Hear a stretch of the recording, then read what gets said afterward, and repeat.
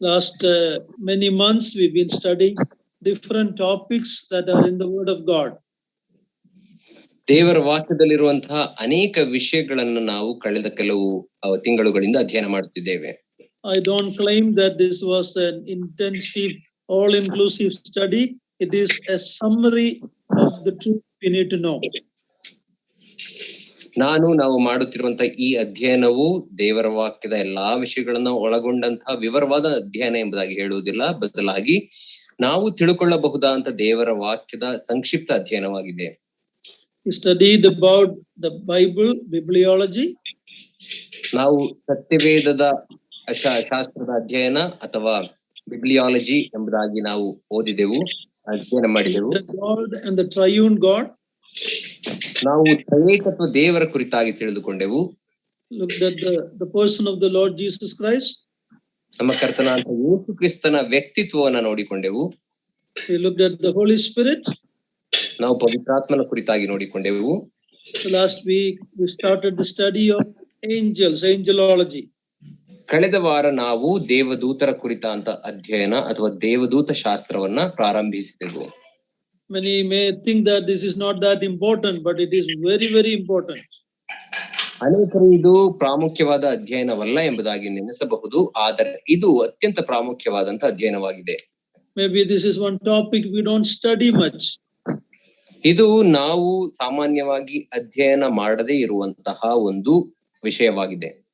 In the world there is a lot of false ideas about angels. ಲೋಕದಲ್ಲಿ ದೇವದೂತರ ಕುರಿತಾದಂತಹ ಅನೇಕ ತಪ್ಪು ಅಭಿಪ್ರಾಯಗಳುಂಟು. Even among believers there is no clear clarity about what we need to know about the angels. ವಿಶ್ವಾಸಿಗಳ ಮಧ್ಯದಲ್ಲಿಯೂ ಕೂಡ ನಾವು ದೇವದೂತರ ಕುರಿತಾಗಿ ಏನು ವಿಷಯಗಳನ್ನ ತಿಳಿದುಕೊಳ್ಳಬಹುದು ಎಂಬುದಾಗಿ ಸ್ಪಷ್ಟವಾದಂತಹ ಒಂದು ಅಭಿಪ್ರಾಯವಿಲ್ಲ. Bible is the only manual from where we can learn this topic. ಸತ್ಯವೇದವು ಮಾತ್ರ ಒಂದೇ ಒಂದು ಪುಸ್ತಕವಾಗಿದೆ, ಅದರ ಮೂಲಕ ನಾವು ಈ ವಿಷಯದ ಕುರಿತಾಗಿ ವಿವರವಾಗಿ ತಿಳಿದುಕೊಳ್ಳಬಹುದು. I have said last week that even in one book of Revelation there are over 60 reference to angels.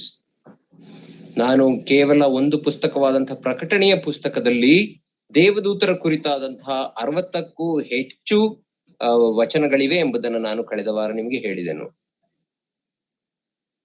So quickly what we learned last week. ಕಳೆದ ವಾರ ನಾವು ಏನನ್ನ ಅಧ್ಯಯನ ಮಾಡಿಕೊಂಡೆವು ಎಂಬುದಾಗಿ ನಿಮಗೆ ಹೇಳುತ್ತೇನೆ.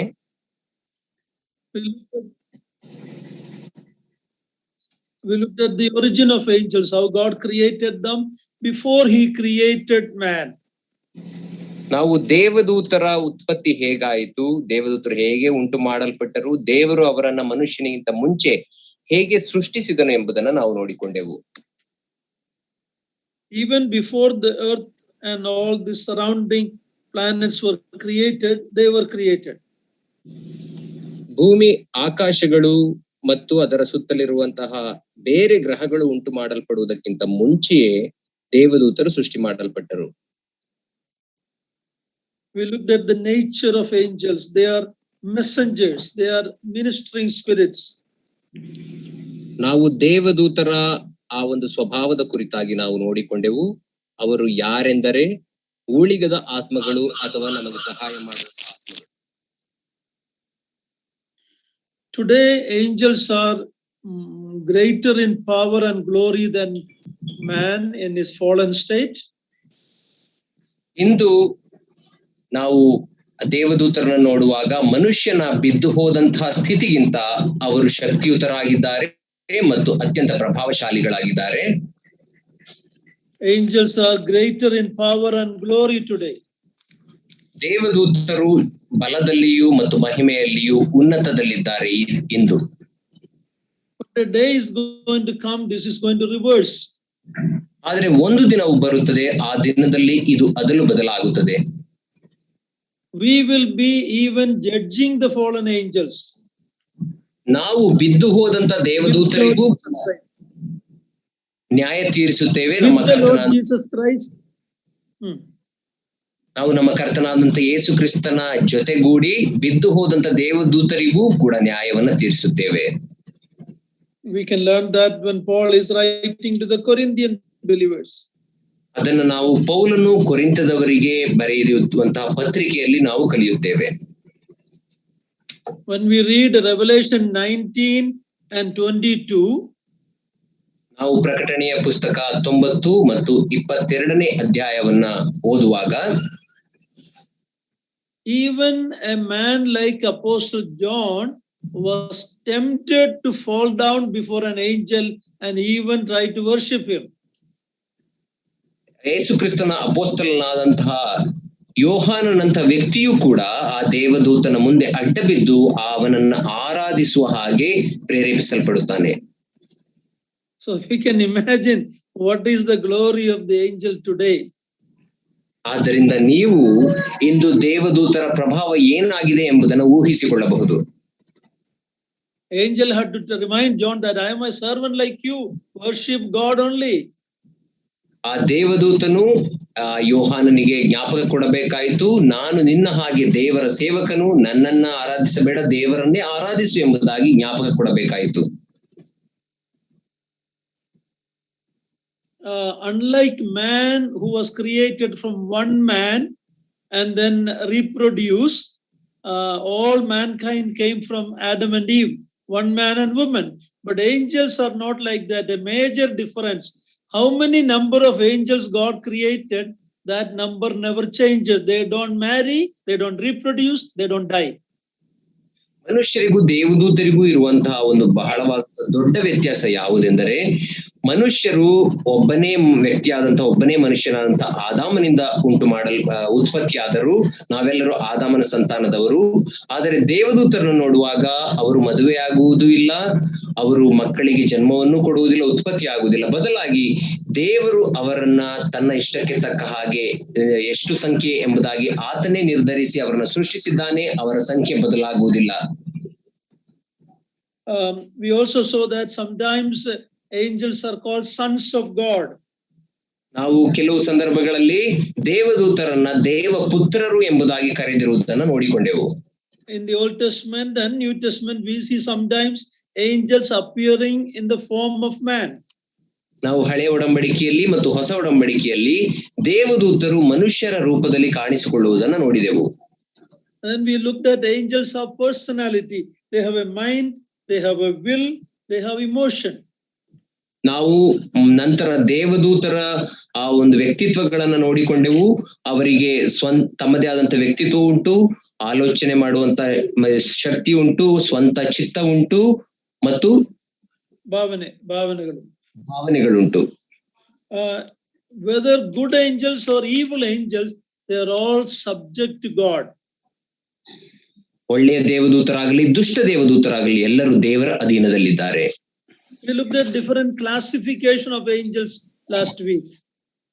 ನಾವು ಕಳೆದ ವಾರ ದೇವದೂತರ ನಾನಾ ವಿಧವಾದಂತಹ ವಿಭಾಗ ಅಥವಾ ಅವರ ತರಗತಿಗಳನ್ನು ನೋಡಿಕೊಂಡೆವು. There are different ranks among the angels.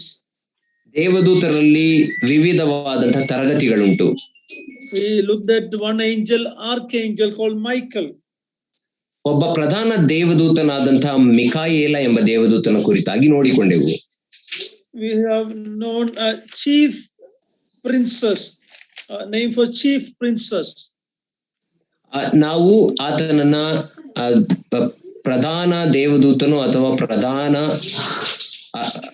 ದೇವಕುಮಾರನು ಎಂಬುದ what is it uncle? Chief prince, princess, chief prince, chief prince, ಪ್ರಮುಖನಾದ ದೇವ. Princess means adhipati or Mahapalaka. What is it? Divyapalaka. Divyapalaka. Okay. We also looked at cherubim and seraphim.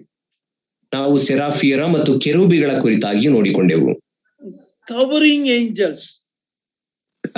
ದೇವರನ್ನ ನೆರಳು ಕೊಡುವಂತಹ ದೇವದೂತರನ್ನು ನೋಡಿಕೊಂಡೆವು. We looked at an angel by name Gabriel.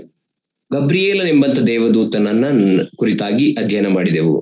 He is mostly sent with very special messages from God. ಆ ಗಬ್ರಿಯೇಲನ್ ಎಂಬ ದೇವದೂತನು ದೇವರಿಂದ ವಿಶೇಷ ಸಂದೇಶಗಳನ್ನು ಹೊತ್ತು ಹೋಗುವಂತವನು. So these are some of the things we looked at last week.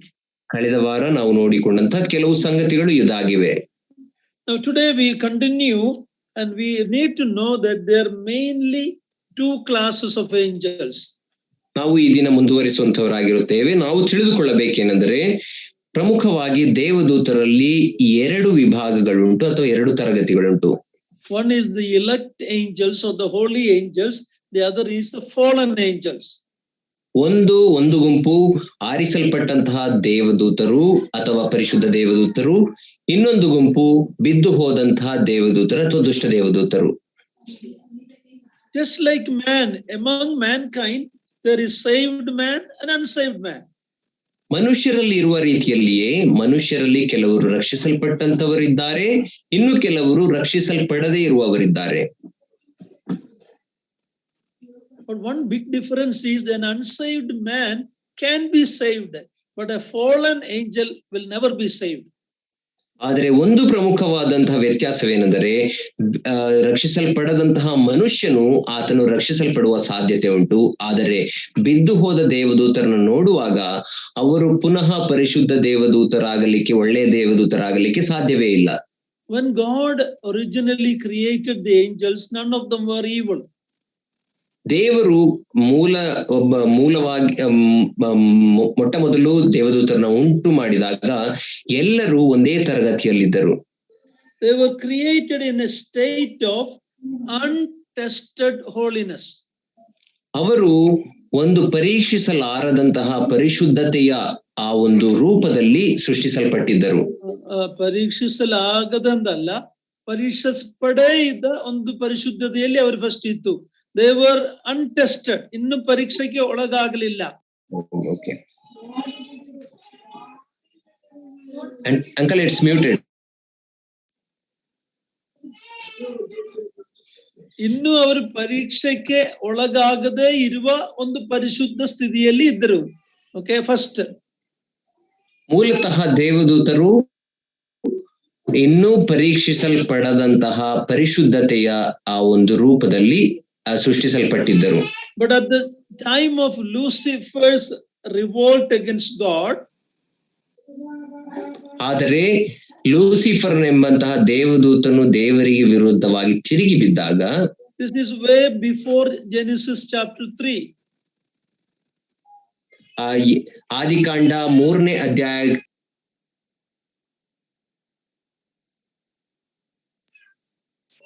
that happened way before Genesis 3, where sin entered into man.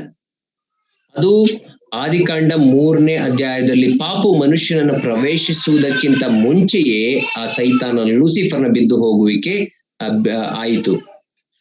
Sometimes when we ask where did sin started, we normally say Eden, Garden of Eden, Genesis 3, but that's not the truth.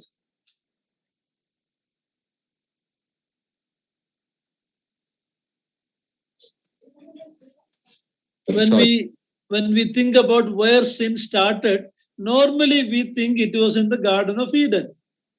ನಾವು ಸಾಮಾನ್ಯವಾಗಿ ಪಾಪವು ಎಲ್ಲಿಂದ ಪ್ರಾರಂಭವಾಯಿತು ಎಂಬುದಾಗಿ ನಾವು ನೋಡುವಾಗ ಅದು ಏದೇನ್ ವನದಲ್ಲಿ ಉತ್ಪತ್ತಿ ಆಯಿತು ಎಂಬುದಾಗಿ ಯೋಚಿಸುತ್ತೇವೆ. But actually sin started in heaven, in the very presence of God, when Lucifer revolted against God. ಆದರೆ ನಿಜವಾಗಿಯೂ ಪಾಪವು ಯಾವಾಗ ಪ್ರಾರಂಭವಾಯಿತು ಅಂದರೆ ದೇವರ ಸನ್ನಿಧಿಯಲ್ಲಿಯೇ, ಪರಲೋಕದಲ್ಲಿಯೇ ಪ್ರಾರಂಭವಾಯಿತು. ಲೂಸಿಫರ್ನೆಂಬ ದೇವದೂತನು ದೇವರಿಗೆ ವಿರುದ್ಧವಾಗಿ ತಿರುಗಿ ಬಿದ್ದಾಗ. And then later we see that Satan coming and deceiving mankind, Adam and Eve. ನಂತರ ನಾವು ನೋಡುತ್ತೇವೆ ಆ ಸೈತಾನನು ಬಂದು ಮನುಷ್ಯರನ್ನ ಅಂದರೆ ಆದಾಮ ಮತ್ತು ಹವ್ವಳನ್ನ ಮೋಸಗೊಳಿಸಿ ಪಾಪದಲ್ಲಿ ಬೀಳಿಸಿದನು. So what we can understand from the scripture, at the revolt of Lucifer, angels were given a one-time choice to follow God or follow Lucifer, who became Satan. ನಾವು ಇದರಿಂದ ತಿಳಿದುಕೊಳ್ಳುವುದೇನೆಂದರೆ ಸೈತಾನನ ಬಿದ್ದು ಹೋದಂತ ಆ ಸಂದರ್ಭದಲ್ಲಿ ದೇವದೂತರೆಲ್ಲರಿಗೂ ಎರಡು ಆಯ್ಕೆಗಳು ಕೊಡಲ್ಪಟ್ಟವು. ಸೈತಾನನನ್ನ ಅಥವಾ ಲೂಸಿಫರ್ನನ್ನ ಹಿಂಬಾಲಿಸಬಹುದು ಅಥವಾ ನಿಜ ದೇವರಾದಂತ ಯೆಹೋವನನ್ನ ಆತನ ಗುಂಪನ್ನ ಸೇರುವಂತಹ ಒಂದು ಆಯ್ಕೆ ಕೊಡಲ್ಪಟ್ಟಿತು. Then that choice sealed their eternal destiny. ಅವರ ಆಯ್ಕೆ ಅವರ ನಿರಂತರವಾದಂತಹ ಸ್ಥಿತಿಯನ್ನ ಮುದ್ರಿಸಿತು. They have no change after that. There are only holy angels and evil angels. ಅದಾದ ನಂತರ ಯಾವುದೇ ಬದಲಾವಣೆ ಇಲ್ಲ. ಕೇವಲ 2 ಗುಂಪಿನ ದೇವದೂತರುಂಟು, ಪರಿಶುದ್ಧ ದೇವದೂತರು ಮತ್ತು ದುಷ್ಟ ದೇವದೂತರು. Holy angels who chose to worship and serve God forever are called the elect angels. ಪರಿಶುದ್ಧರಾದಂತಹ ದೇವದೂತರು ನಿರಂತರಕ್ಕೂ ಯೆಹೋವ ದೇವರನ್ನ ಆರಾಧಿಸಲಿಕ್ಕೆ ಹಿಂಬಾಲಿಸಲಿಕ್ಕೆ ಯಾರು ಆಯ್ದುಕೊಂಡರೋ ಅವರನ್ನ ಆಯಲ್ಪಟ್ಟ ದೇವದೂತರು ಎಂಬುದಾಗಿ ಕರೆಯುತ್ತೇವೆ. Read 1 Timothy 5:21. ನಾವು 1 ತಿಮೋಥೆಯನ ಪತ್ರಿಕೆ 5ನೇ ಅಧ್ಯಾಯ 21ನೇ ವಚನವನ್ನ ಓದಿಕೊಳ್ಳೋಣ. There they are called elect angels. 1 Timothy 5:21ರಲ್ಲಿ ನಾವು ಅವರನ್ನ ಆರಿಸಲ್ಪಟ್ಟ ದೇವದೂತರು ಎಂಬುದಾಗಿ ಕರೆಯುವುದನ್ನು ನೋಡುತ್ತೇವೆ. Please read it, brother. 1 Timothy 5ನೇ ಅಧ್ಯಾಯ 21ನೇ ವಚನ. ನೀನು ವಿಚಾರಿಸುವುದಕ್ಕೆ ಮೊದಲೇ ತಪ್ಪು ಹೊರಿಸದೆಯೂ ಪಕ್ಷಪಾತದಿಂದ ಏನು ಮಾಡದೆಯೂ ನಾನು ಹೇಳಿರುವ ಮಾತುಗಳ ಪ್ರಕಾರವೇ ನಡೆಯಬೇಕೆಂದು ದೇವರ ಮುಂದೆಯೂ ಕ್ರಿಸ್ತ ಯೇಸುವಿನ ಮುಂದೆಯೂ ಆಯಲ್ಪಟ್ಟಿರುವ ದೇವದೂತರ ಮುಂದೆಯೂ ಖಂಡಿತವಾಗಿ ಹೇಳುತ್ತೇನೆ. Yeah, they are called the elect angels, chosen angels. ಅಲ್ಲಿ ನಾವು ನೋಡುವಾಗ ಆಯಲ್ಪಟ್ಟ ದೇವದೂತರು ಎಂಬುದಾಗಿ ನೋಡುತ್ತೇವೆ. In Luke 9:26 they are called another name. ಲೂಕ 9ನೇ ಅಧ್ಯಾಯ 26ನೇ ವಚನದಲ್ಲಿ ಅವರು ಇನ್ನೊಂದು ಹೆಸರಿಂದ ಕರೆಯಲ್ಪಟ್ಟಿದ್ದಾರೆ. There they are called the holy angels. ಅಲ್ಲಿ ಅವರು ಪರಿಶುದ್ಧ ದೇವದೂತರು ಎಂಬುದಾಗಿ ಕರೆಯಲ್ಪಟ್ಟಿದ್ದಾರೆ. Please read that ಯಾವನು verse. ನನಗೂ ಲೂಕ 9ನೇ ಅಧ್ಯಾಯ 26ನೇ ವಚನ. ಯಾವನು ನನಗೂ ನನ್ನ ಮಾತುಗಳಿಗೂ ನಾಚಿಕೊಳ್ಳುತ್ತಾನೋ ಅವನಿಗೆ ಮನುಷ್ಯಕುಮಾರನು ತನಗೂ ತನ್ನ ತಂದೆಗೂ ಪರಿಶುದ್ಧ ದೂತರಿಗೂ ಇರುವ ಪ್ರಭಾವದೊಡನೆ ಬರುವಾಗ ನಾಚಿಕೊಳ್ಳುವನು. So all the holy angels are elect holy angels. ಆದ್ದರಿಂದ ಎಲ್ಲಾ ಪರಿಶುದ್ಧ ದೇವದೂತರು ಕೂಡ ಅವರು ಆರಿಸಲ್ಪಟ್ಟ ದೇವದೂತರೇ. Now when you look at the fallen angels, ನಾವು ಬಿದ್ದು ಹೋದ ದೇವದೂತರ ಕುರಿತಾಗಿ ನೋಡುವಾಗ we read their name in Matthew 12:24. ಅವರ ಹೆಸರುಗಳನ್ನು ನಾವು ಮತ್ತಾಯನ ಸುವಾರ್ತೆ 12ನೇ ಅಧ್ಯಾಯ 24ನೇ ವಚನದಲ್ಲಿ ನೋಡುತ್ತೇವೆ. There it is by Beelzebul, the prince of demons. Yeah, the prince of demons. ಅಲ್ಲಿ ನಾವು ಆತನನ್ನ 12:24, Matthew 12:24.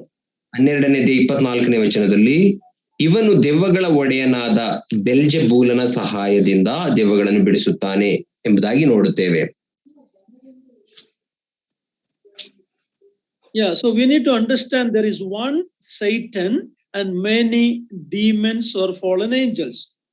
ನಾವು ಅರ್ಥ ಮಾಡಿಕೊಳ್ಳಬೇಕೆಂದರೆ ಸೈತಾನನು ಒಬ್ಬನೇ ಇದ್ದಾನೆ, ಅದಾದ ನಂತರ ದೆವ್ವಗಳು ಅಥವಾ ಬಿದ್ದು ಹೋದಂತಹ ದೇವದೂತರಿದ್ದಾರೆ. Now when you look at Revelation chapter 12 verse 3 and 4, ನಾವು ಪ್ರಕಟಣೆಯ ಪುಸ್ತಕ 12ನೇ ಅಧ್ಯಾಯ 3 ಮತ್ತು 4ನೇ ವಚನವನ್ನ ಓದಿಕೊಳ್ಳುವಾಗ we get an idea how many angels have followed Lucifer, Satan. We get an idea there. Revelation 12 3 and 4. ಪ್ರಕಟಣೆ ಪುಸ್ತಕ 12ನೇ ಅಧ್ಯಾಯ 3 ಮತ್ತು 4ನೇ ವಚನದಲ್ಲಿ ಸುಮಾರು ಎಷ್ಟು ಮಂದಿ ದೇವದೂತರು ಸೈತಾನನನ್ನ ಹಿಂಬಾಲಿಸಿದ್ದಾರೆ ಎಂಬಂತಹ ಒಂದು ಸುಳಿವು ನಮಗೆ ಅಲ್ಲಿ ಸಿಕ್ಕುತ್ತದೆ. ಪ್ರಕಟಣೆ 12 3 4ನೇ ವಚನ.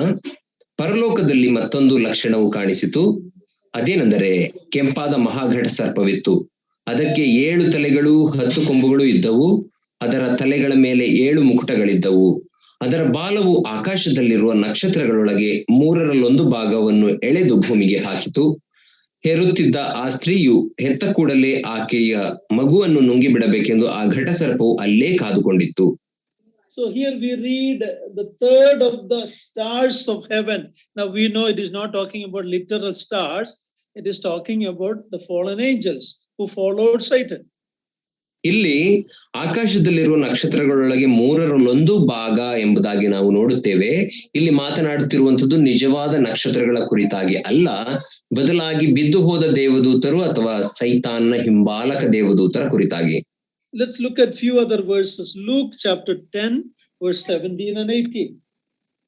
ನಾವು ಇನ್ನು ಕೆಲವು ವಾಕ್ಯ ಭಾಗಗಳನ್ನು ನಾವು ನೋಡಿಕೊಳ್ಳೋಣ. ಲೂಕನ ಸುವಾರ್ತೆ 10ನೇ ಅಧ್ಯಾಯ 17 ಮತ್ತು 18ನೇ ವಚನ.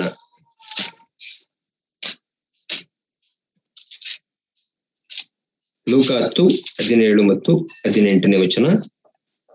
ತರುವಾಯ ಆ 70 ಮಂದಿಯು ಸಂತೋಷವುಳ್ಳವರಾಗಿ ಹಿಂತಿರುಗಿ ಬಂದು, ಸ್ವಾಮಿ, ದೆವ್ವಗಳು ಕೂಡ ನಿನ್ನ ಹೆಸರನ್ನು ಕೇಳಿ ನಮಗೆ ಅಧೀನವಾಗುತ್ತವೆ ಅಂದರು. ಆತನು ಅವರಿಗೆ, ಸೈತಾನನು ಸಿಡಿಲಿನಂತೆ ಆಕಾಶದಿಂದ ಬೀಳುವುದನ್ನು ಕಂಡೆನು. So here we read about the fallen angels, how they fell from their original position. ಇಲ್ಲಿ ನಾವು ಬಿದ್ದು ಹೋದ ದೇವದೂತರ ಕುರಿತಾಗಿ ನಾವು ನೋಡುತ್ತೇವೆ, ಹೇಗೆ ಅವರು ತಮ್ಮ ಪೂರ್ವ ಸ್ಥಿತಿಯಿಂದ ಬಿದ್ದರು ಎಂಬುದರ ಕುರಿತಾಗಿ ನೋಡುತ್ತೇವೆ. Matthew 25:41 talks about Satan and his angels. ಮತ್ತಾಯ 25ನೇ ಅಧ್ಯಾಯ 21ನೇ ವಚನ, ಸೈತಾನನನ್ನು ಆತನ 25:41. ಮತ್ತಾಯ 25ನೇ ಅಧ್ಯಾಯ 41ನೇ ವಚನದಲ್ಲಿ ಸೈತಾನನನ್ನು ಆತನ ದೂತರ ಕುರಿತಾಗಿ ಅಲ್ಲಿ ಓದುತ್ತೇವೆ. ಆಮೇಲೆ ಆತನು ಎಡಗಡೆಯಲ್ಲಿರುವವರಿಗೆ, ಶಾಪಗ್ರಸ್ತರೇ, ನನ್ನನ್ನು ಬಿಟ್ಟು ಪಿಶಾಚನಿಗೂ ಅವನ ದೂತರಿಗೂ ಸಿದ್ಧ ಮಾಡಿರುವ ನಿತ್ಯ ಬೆಂಕಿಯೊಳಕ್ಕೆ ಹೋಗಿರಿ. Yeah, that is the whole group, Satan and his angels or his demons. ಅದೇ ಒಂದು ಗುಂಪಾಗಿದೆ, ದುಷ್ಟ ದೇವದೂತರ ಗುಂಪು. ಯಾವುದೆಂದರೆ ಸೈತಾನನು ಮತ್ತು ಆತನ ದೂತರು ಅಥವಾ ದೆವ್ವಗಳು. 2 Peter 2:4. I'm referring lot of verses. Please write it down and you do your study, because this will give us a clear understanding about angels. ನಾವು ಅನೇಕ ವಾಕ್ಯ ಭಾಗಗಳನ್ನ ಇಂದು ನೋಡುತ್ತಿದ್ದೇವೆ. ದಯಮಾಡಿ ಎಲ್ಲರೂ ಜಾಗರೂಕತೆಯಿಂದ ಬರೆದುಕೊಳ್ಳಬೇಕು, ಇದರಿಂದ ನಮಗೆ ಅಧ್ಯಯನ ಮಾಡಲಿಕ್ಕೆ ಸಹಾಯವಾಗುತ್ತದೆ. 2 Peter 2:4. 2ನೇ ಪೇತ್ರನ ಪತ್ರಿಕೆ 2ನೇ ಅಧ್ಯಾಯ 4ನೇ ವಚನ. ಹೇಗೆಂದರೆ ದೇವದೂತರು ಪಾಪ ಮಾಡಿದಾಗ ದೇವರು ಅವರನ್ನು ಸುಮ್ಮನೆ ಬಿಡದೆ ನರಕಕ್ಕೆ ದೊಬ್ಬಿ ನ್ಯಾಯ ತೀರ್ಪನ್ನು ಹೊಂದುವುದಕ್ಕೆ ಇಡಲ್ಪಟ್ಟವರಾಗಿರಬೇಕೆಂದು ಕತ್ತಲೆ ಗುಂಡಿಗಳಿಗೆ ಒಪ್ಪಿಸಿದನು. Yeah, we will come to that later. Who are these demons? But understand here, angels who sinned. ನಾವು ಇದರ ಕುರಿತಾಗಿ ನಂತರಕ್ಕೆ ಬರೋಣ. ನಾವು ಅರ್ಥ ಮಾಡಿಕೊಳ್ಳಬೇಕಾದ ವಿಷಯವೇನೆಂದರೆ ಇಲ್ಲಿ ಮಾತನಾಡುತ್ತಿರುವಂತದ್ದು ಪಾಪ ಮಾಡಿದ ದೇವದೂತರ ಕುರಿತಾಗಿ. And also Jude verse 6. ಅದೇ ರೀತಿ ಯೂದನ ಪತ್ರಿಕೆ 6ನೇ ವಚನದಲ್ಲಿ ನಾವು ನೋಡುವಾಗ, angels who did not stay within their own position of authority but left their proper dwelling. We read about what all this gives us enough clue about what happened to these fallen angels. ಯೂದನ ಪತ್ರಿಕೆ 6ನೇ ವಚನದಲ್ಲಿ ತಮ್ಮ ದೊರೆತನವನ್ನು ಕಾಪಾಡದೆ ತಮಗೆ ತಕ್ಕ ನಿವಾಸ ಸ್ಥಾನವನ್ನು ಬಿಟ್ಟ ದೇವದೂತರಿಗೆ ಎಂಬುದಾಗಿ ನಾವು ನೋಡುತ್ತೇವೆ. ಇದೆಲ್ಲ ಬಿದ್ದು ಹೋದ ದೇವದೂತರ ಕುರಿತಾಗಿ ಮಾತನಾಡುವ ವಚನಗಳು. So when we look at these verses, we see once these angels made a choice, it has fixed their destiny.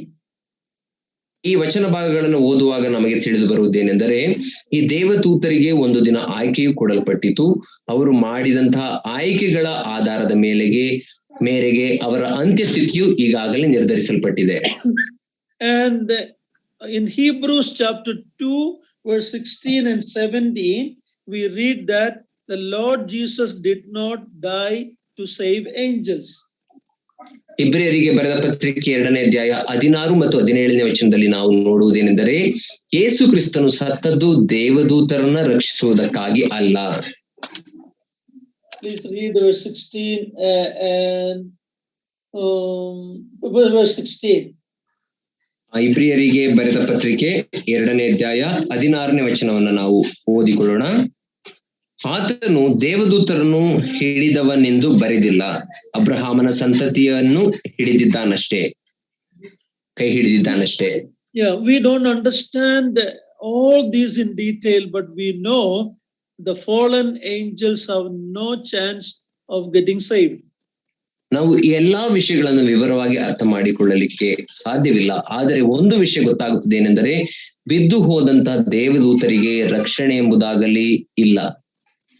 So when we look at the elect angels, we will from now on we will refer them as angels, and the fallen ones we will refer as demons. ಇಂದಿನಿಂದ ಮುಂದಕ್ಕೆ ನಮ್ಮ ಅಧ್ಯಯನದಲ್ಲಿ ನಾವು ಆರಿಸಲ್ಪಟ್ಟ ದೇವದೂತರ ಕುರಿತಾಗಿ ಅಧ್ಯಯನ ಮಾಡುವಾಗ ಅವರನ್ನ ದೇವದೂತರು ಎಂಬುದಾಗಿ ಕರೆಯುತ್ತೇವೆ. ಆದರೆ ಬಿದ್ದು ಹೋದ ದೇವದೂತರನ್ನ ನಾವು ದೆವ್ವಗಳು ಎಂಬುದಾಗಿ ಕರೆಯುತ್ತೇವೆ. Their leader is the devil, Satan. ಅವರ ಒಡೆಯನು ಅಥವಾ ನಾಯಕನು ಯಾರೆಂದರೆ ಸೈತಾನನು ಅಥವಾ ದೆವ್ವ. Matthew 25:41, which we read, shows that the lake of fire was made by God for them. ನಾವು ಈಗ ತಾನೇ ಓದಿದಂತಹ ಮತ್ತಾಯನ ಸುವಾರ್ತೆ 25ನೇ ಅಧ್ಯಾಯ 41ನೇ ವಚನದಲ್ಲಿ ನಮಗೆ ಗೊತ್ತಾಗುವುದೇನೆಂದರೆ, ಆ ಬೆಂಕಿ ಗಂಧಕಗಳುರಿಯುವ ಕೆರೆಯು ಸೈತಾನನಿಗೂ ಆತನ ದೂತರಿಗಾಗಿಯೂ ಮೂಲತಃ ಮಾಡಲ್ಪಟ್ಟಿತು. It was never created, made for man. ಅದು ಮಾನವರಿಗಾಗಿ ಉಂಟು ಮಾಡಲ್ಪಟ್ಟದ್ದಲ್ಲ. So now this is some description about the fallen angels. We will look at generally the ministry of angels. ಇದು ಬಿದ್ದು ಹೋದ ದೇವದೂತರ ಕುರಿತಂತ ವಿಷಯವಾಗಿದೆ. ನಾವು ಈಗ ಸಾಮಾನ್ಯವಾಗಿ ದೇವದೂತರ ಸೇವೆ ಏನಾಗಿದೆ ಎಂಬುದಾಗಿ ನೋಡಿಕೊಳ್ಳೋಣ. Hebrews 1:14 clearly say they are ministering spirits sent out to serve for the sake of those who are to inherit salvation. ನಾವು ಇಬ್ರಿಯರಿಗೆ ಬರೆದ ಪತ್ರಿಕೆ 1ನೇ ಅಧ್ಯಾಯ 14ನೇ ವಚನದಲ್ಲಿ ನಾವು ನೋಡುವಾಗ, ರಕ್ಷಣೆಯನ್ನ ಬಾಧ್ಯವಾಗಿ ಹೊಂದಬೇಕಾಗಿರುವವರ ಸೇವೆಗಾಗಿ ಕಳುಹಿಸಲ್ಪಟ್ಟಂತ ಊಳಿಗದ ಆತ್ಮಗಳು ಈ ದೇವದೂತರು ಎಂಬುದಾಗಿ ಅಲ್ಲಿ ಓದುತ್ತೇವೆ. So now we are going to talk about angels, the holy angels, the unfallen angels. They are messengers. They minister to God and his people. ಈಗ ನಾವು ನೋಡಿಕೊಳ್ಳುವಂಥದ್ದು ದೇವದೂತರ ಕುರಿತಾಗಿ ಅಥವಾ ಒಳ್ಳೆಯ ದೇವದೂತರ ಕುರಿತಾಗಿ ಅವರು ವಿಶ್ವಾಸಿಗಳಿಗೆ ಸೇವೆ ಮಾಡುವಂತಹ ದೇವದೂತ. Uncle, I need moment, I have a important call. Hello.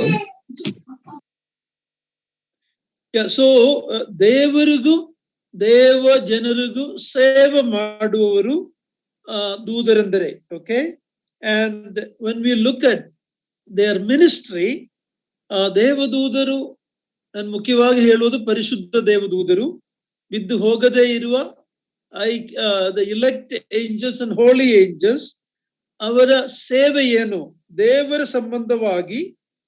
Hebrews 1:6, ಇಬ್ರಿಯರು 1:6ನೇ ವಚನದಲ್ಲಿ, let all God's angels worship him. Kannada ಯಾರಾದೊಬ್ಬರು ದಯವಿಟ್ಟು ಓದಿರಿ, ಯಾರೋ ಸಹೋದರರು, ನಿರಂಜನ್ ಬರುವ ತನಕ.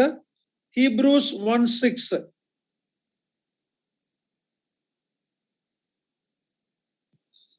ಇಬ್ರಿಯರ್ 1:6. ಇದಲ್ಲದೆ ಆತನು ತನ್ನ ಚೊಚ್ಚಲ ಮಗನನ್ನು ಭೂಲೋಕದೊಳಗೆ ತಿರುಗಿ ಬರಮಾಡುವಾಗ ದೇವರ ದೂತರೆಲ್ಲರೂ ಆತನಿಗೆ ಅಡ್ಡ ಬೀಳಲಿ ಎಂದು ಹೇಳ್ತಾನೆ. ಅಡ್ಡ ಬೀಳಲಿ ಅಂದ್ರೆ ಆರಾಧಿಸಲಿ. Let the angels worship. So in connection with their ministry to God, the first thing we see is they worship God. They worship the Lord Jesus Christ. So ದೇವದೂತರು ಮಾಡುವ ಮೊದಲನೇ ಸೇವೆ ದೇವರ ಸಂಬಂಧವಾಗಿ ದೇವರನ್ನು ಆರಾಧಿಸುವುದು, ಯೇಸು ಕರ್ತನನ್ನು ಆರಾಧಿಸುವರು ಪರಿಶುದ್ಧ ದೂತರು. Same thing we see in Isaiah chapter 6 verse 2 and 3. ಯೆಶಾಯನ ಗ್ರಂಥ 6ನೇ ಅಧ್ಯಾಯ 2-3 ವಚನ ಓದಿರಿ.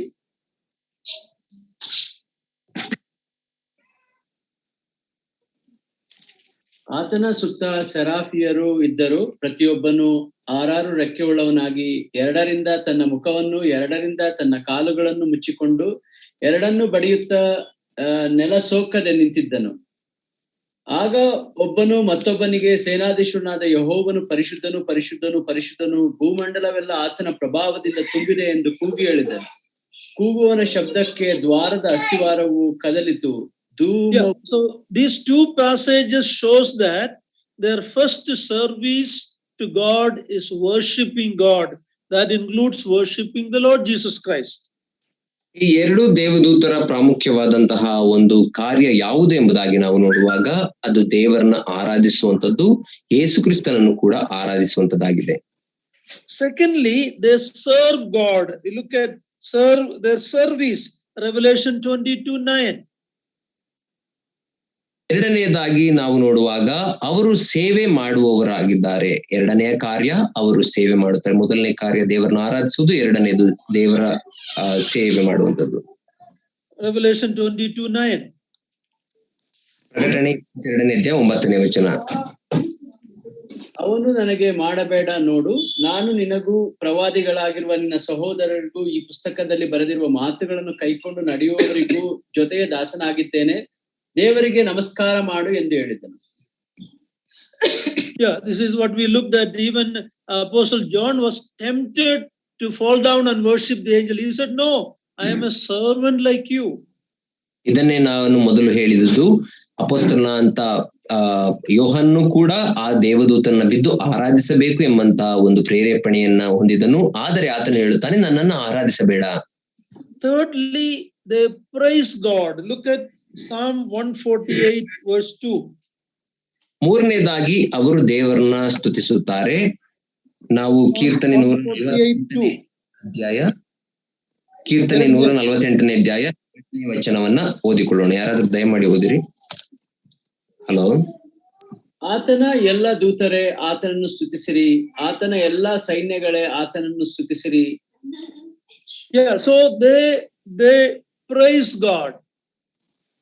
ದೇವರನ್ನು ಆದ್ದರಿಂದ ಅವರು ಸ್ತುತಿಸುತ್ತಾರೆ. Fourthly, they carry out God's command. ನಾಲ್ಕನೇದಾಗಿ ಅವರು ದೇವರ ಆಜ್ಞೆಗಳನ್ನ ನೆರವೇರಿಸುತ್ತಾರೆ. Look at Psalm 103 verse 20 to 22. ನಾವು 103ನೇ ಕೀರ್ತನೆ 22 ಮತ್ತು 3ನೇ ವಚನ.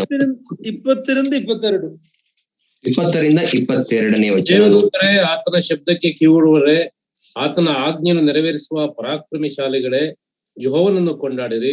ಆತನ ಸೈನ್ಯಗಳೇ, ಆತನ ಮೆಚ್ಚುಗೆಯನ್ನು ನೆರವೇರಿಸುವ ಸೇವಕರೇ, ಯೆಹೋವನನ್ನು ಕೊಂಡಾಡಿರಿ. ಆತನ ರಾಜ್ಯದ ಸರ್ವ ಸ್ಥಳಗಳಲ್ಲಿರುವ ಎಲ್ಲಾ ಸೃಷ್ಟಿಗಳೇ, ಯೆಹೋವನನ್ನು ಕೊಂಡಾಡಿರಿ. ನನ್ನ ಮನೆ ಯೆಹೋವನನ್ನು ಕೊಂಡಾಡು. So we read they carry out God's command. ಇಲ್ಲಿ ನಾವು ಓದುತ್ತೇವೆ, ಅವರು ದೇವರ ಆಜ್ಞೆಗಳನ್ನು ನೆರವೇರಿಸುತ್ತಾರೆ. Another ministry, they deliver message. ಇನ್ನೊಂದು ಅವರು ಮಾಡುವಂತ ಸೇವೆ ಯಾವುದೆಂದ್ರೆ 5ನೇ ಸೇವೆ, ಅವರು ಸಂದೇಶಗಳನ್ನ ತಲುಪಿಸುತ್ತಾರೆ. God's message they bring to man. ದೇವರ ಸಂದೇಶವನ್ನ ಮನುಷ್ಯನಿಗೆ ತರುತ್ತಾರೆ. Look at Luke 1:11 to 13. ನಾವು ಲೂಕ 1ನೇ ಅಧ್ಯಾಯ 11ರಿಂದ 13ನೇ ವಚನವನ್ನ ನೋಡಿಕೊಳ್ಳೋಣ. That's the context when Zechariah was given a vision and the angel appeared and gave a message. Luke 1:11 to 13. ಇಲ್ಲಿ ಲೂಕನ್ 1ನೇ ಅಧ್ಯಾಯ 11ರಿಂದ 13ನೇ ವಚನಕ್ಕೆ ನೋಡುವಾಗ, ಜೆಕರ್ಯನಿಗೆ ದೇವದೂತನಾದ ಗಬ್ರಿಯೇಲನು ದೇವರಿಂದ ಒಂದು ಸಂದೇಶವನ್ನ ಹೊತ್ತು ತಂದಂತ ಹಿನ್ನೆಲೆಯಾಗಿದೆ. ದೇವರನ್ನು ಪ್ರಾರ್ಥಿಸುತ್ತಿರಲಾಗಿ ಕರ್ತನ ದೂತನು ಧೂಪಪೀಠದ ಬಲಗಡೆಯಲ್ಲಿ ನಿಂತುಕೊಂಡವನಾಗಿ ಅವನಿಗೆ ಕಾಣಿಸಿಕೊಂಡನು. ಜಕರಿಯನು ಅವನನ್ನು ಕಂಡು ತತ್ತರಗೊಂಡು ಭಯ ಹಿಡಿದವನಾದನು. ಆದರೆ ಆ ದೂತನು ಅವನಿಗೆ, ಜಕರಿಯ, ಭಯಪಡಬೇಡ, ನಿನ್ನ ವಿಜ್ಞಾಪನೆ ದೇವರಿಗೆ ಮುಟ್ಟಿತು, ನಿನ್ನ ಹೆಂಡತಿಯಾದ ಎಲಿಜಬೆತಳು ನಿನಗೆ ಒಬ್ಬ ಮಗನನ್ನು ಹೆರುವಳು. So there was a message to deliver to Zechariah from God. ದೇವರಿಂದ ಜಕರ್ಯನಿಗೆ ತಲುಪಿಸಬೇಕಾದಂತಹ ಒಂದು ಸಂದೇಶವಿತ್ತು. Another ministry is to execute God's judgment. ಇನ್ನೊಂದು ದೇವದೂತರ ಸೇವೆ ಯಾವುದೆಂದರೆ ದೇವರ ನ್ಯಾಯ ತೀರ್ಪನ್ನ ನೆರವೇರಿಸುವುದು ಅಥವಾ ಕಾರ್ಯಗತ ಮಾಡುವುದು. Revelation 8:7. ಪ್ರಕಟಣೆ 8ನೇ ಅಧ್ಯಾಯ 7ನೇ ವಚನ. Revelation 8:7. ಮೊದಲನೆಯ ದೇವದೂತನು 7ನೇ ವಚನ. ಮೊದಲನೆಯ ದೇವದೂತನು ತುತ್ತೂರಿಯನ್ನು ಒದೆಯಿದಾಗ ರಕ್ತದಲ್ಲಿ ಕಲಸಿದ್ದ ಆನೆಕಲ್ಲಿನ ಮಳೆಯು ಬೆಂಕಿಯು ಭೂಮಿಗೆ ಸುರಿಸಲ್ಪಟ್ಟವು. ಭೂಮಿಯೊಳಗೆ 1/3 ಭಾಗ ಸುಟ್ಟು ಹೋಯಿತು, ಮರಗಳೊಳಗೆ 1/3 ಭಾಗ ಸುಟ್ಟು ಹೋಯಿತು, ಹಸಿರು ಹುಲ್ಲೆಲ್ಲ ಸುಟ್ಟು ಹೋಯಿತು. So here we see, especially in connection with the tribulation time, the angels will be carrying out God's judgment. ಇಲ್ಲಿ ನಾವು ನೋಡುವಾಗ ಆ ಮಹಾಸಂಕಟ ಕಾಲದ ದಿನಗಳ ಹಿನ್ನೆಲೆಯಲ್ಲಿ ದೇವದೂತರು ದೇವರ ನ್ಯಾಯ ತೀರ್ಪನ್ನ ಕಾರ್ಯಗತಗೊಳಿಸುತ್ತಾರೆ. Not only that, look at Acts chapter 12, verse 22 and 23. ಅಷ್ಟು ಮಾತ್ರವಲ್ಲ, ಅಪೊಸ್ತಲರ ಕೃತ್ಯ 1ನೇ ಅಧ್ಯಾಯ 23ನೇ ವಚನವನ್ನು ನಾವು ನೋಡಿ Acts 12, 22 and 23. ಅಪೊಸ್ತಲರ ಕೃತ್ಯ 12ನೇ ಅಧ್ಯಾಯ.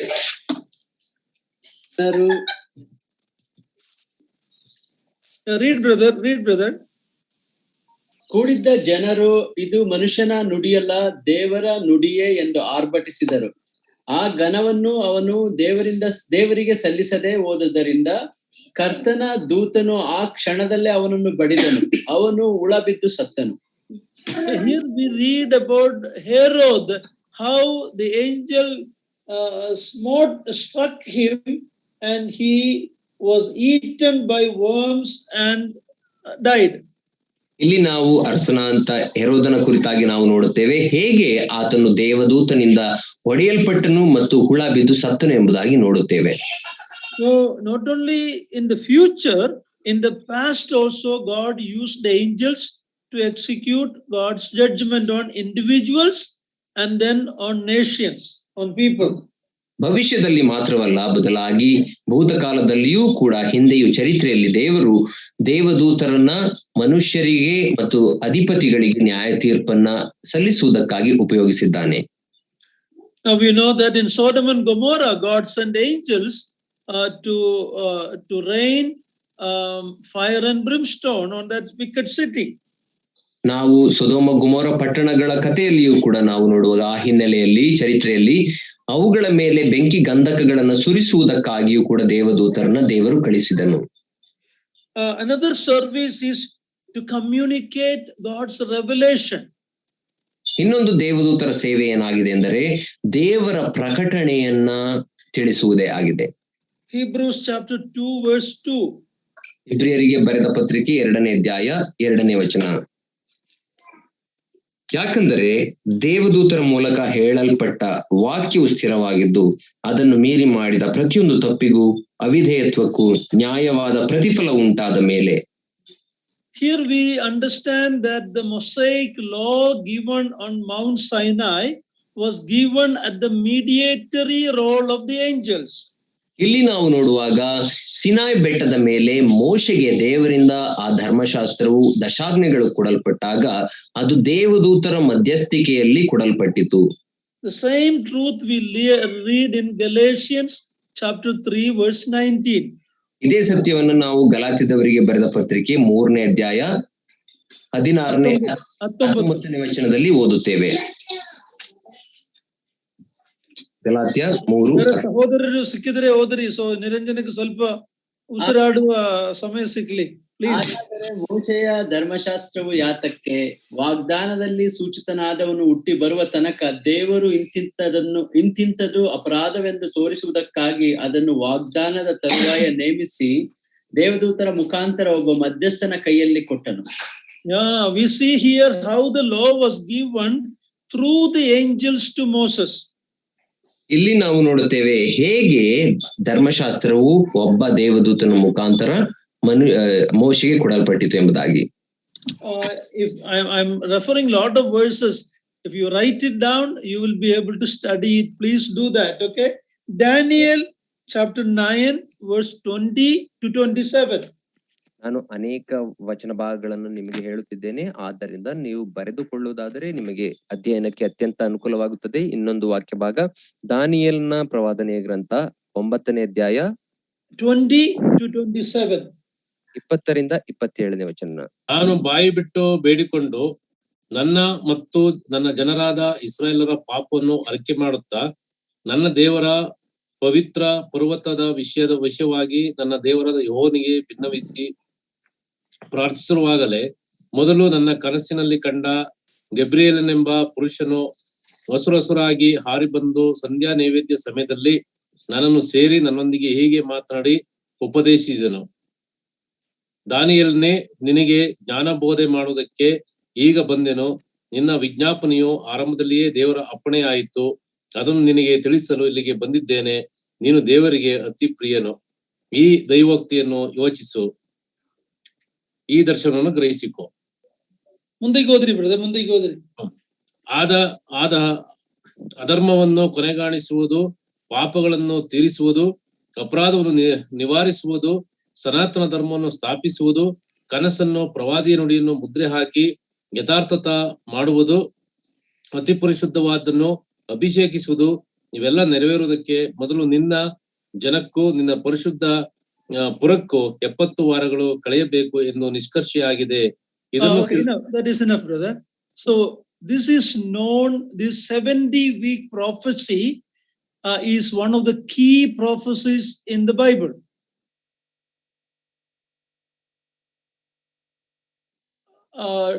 Mute agide Niranjan. ಈ 70 ವಾರಗಳ ಪ್ರವಾದನೆ ಇದು ಸತ್ಯವೇದದಲ್ಲಿರುವಂತಹ ಅತ್ಯಂತ ಪ್ರಾಮುಖ್ಯವಾದಂತಹ ಒಂದು ಪ್ರವಾದನೆಯಾಗಿದೆ. It is known as the backbone of biblical prophecy. ಇದು ಸತ್ಯವೇದದ ಪ್ರವಾದನೆಗೆ ಬೆನ್ನೆಲುಬಾದಂತಹ ವಚನ ಭಾಗ ಅಥವಾ ಪ್ರವಾದನೆ ಎಂಬುದಾಗಿ ಕರೆಯುತ್ತೇವೆ. So what we are looking, all these revelations were given to godly men, God's servants through angels. ನಾವು ನೋಡುತ್ತಿರುವುದೇನೆಂದರೆ ಈ ಎಲ್ಲಾ ಪ್ರಕಟಣೆಗಳು ದೇವ ಭಕ್ತರಿಗೆ ಮತ್ತು ದೇವರ ಜನರಿಗೆ ದೇವದೂತರ ಮುಖಾಂತರ ಮಾಡಲ್ಪಟ್ಟಂತ ಪ್ರಕಟಣೆಗಳು. There are many other verses, we can see it, but this is some key verses. ಇನ್ನು ಅನೇಕ ವಚನ ಭಾಗಗಳುಂಟು, ಅವುಗಳನ್ನು ನಾವು ನೋಡಿಕೊಳ್ಳಬಹುದು, ಆದರೆ ಇವು ಪ್ರಾಮುಖ್ಯವಾದಂತಹ ವಚನ ಭಾಗಗಳು. Another service, they intervene in men's life. ಇನ್ನೊಂದು ದೇವದೂತರು ಮಾಡುವ ಸೇವೆ ಏನಾಗಿದೆ ಎಂದರೆ ಮಾನವರ ಜೀವಿತದಲ್ಲಿ ಮಧ್ಯಸ್ಥಿಕೆ ವಹಿಸುವುದು. You remember in Numbers 22 when Balaam wanted to go to Balak to curse Israel.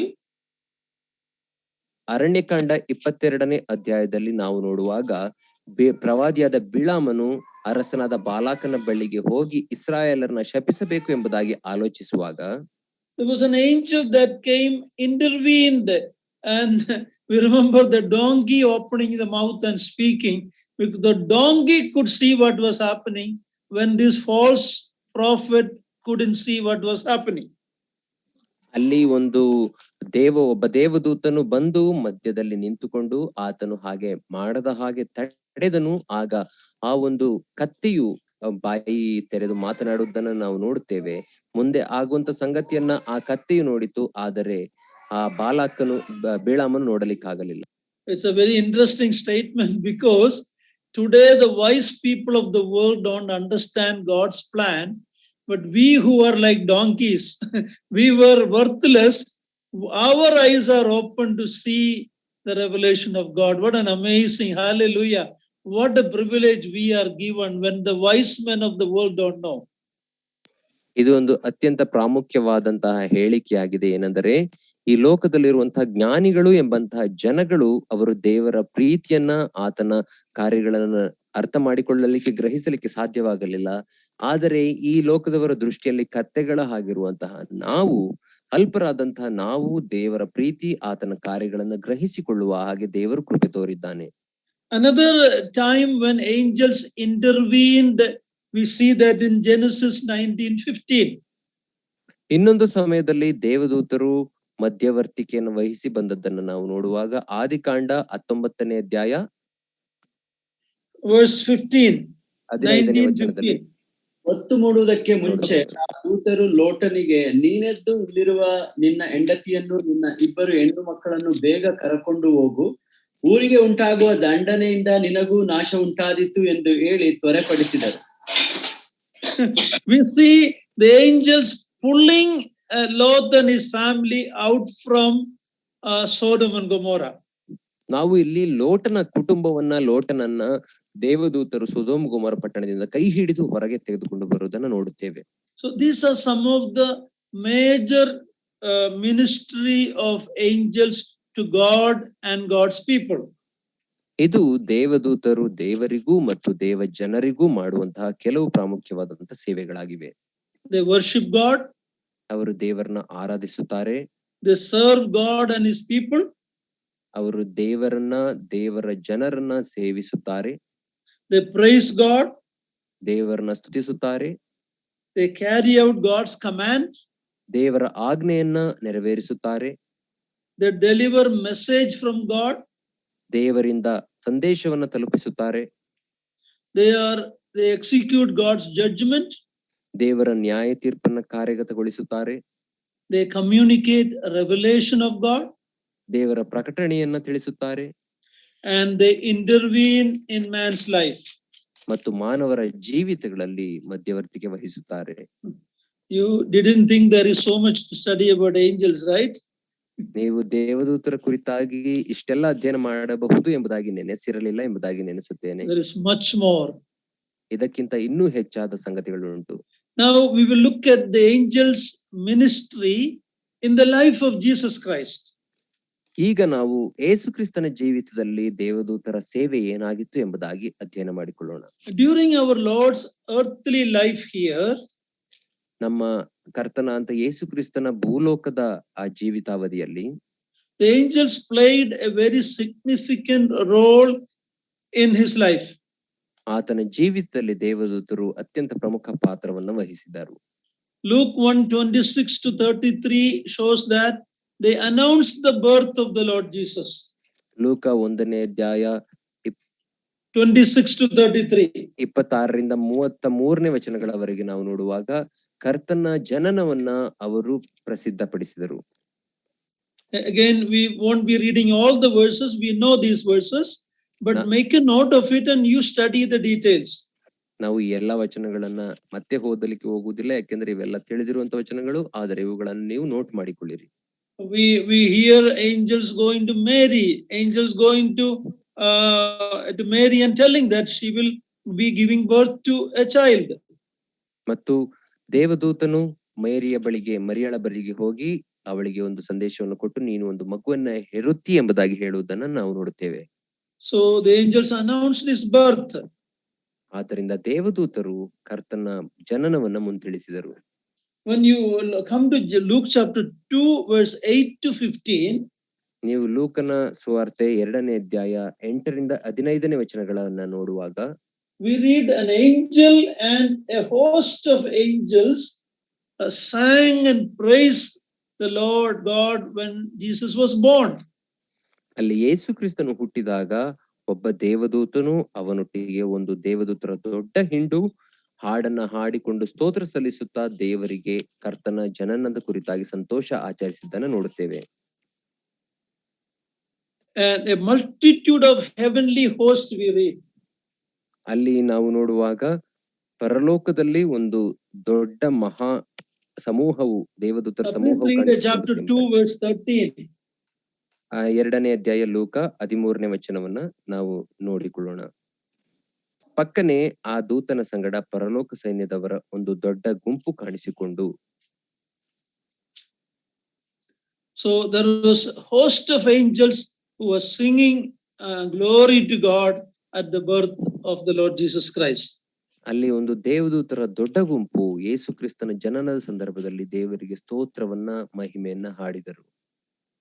Thirdly, we see when the Lord Jesus Christ was tempted in the wilderness by Satan.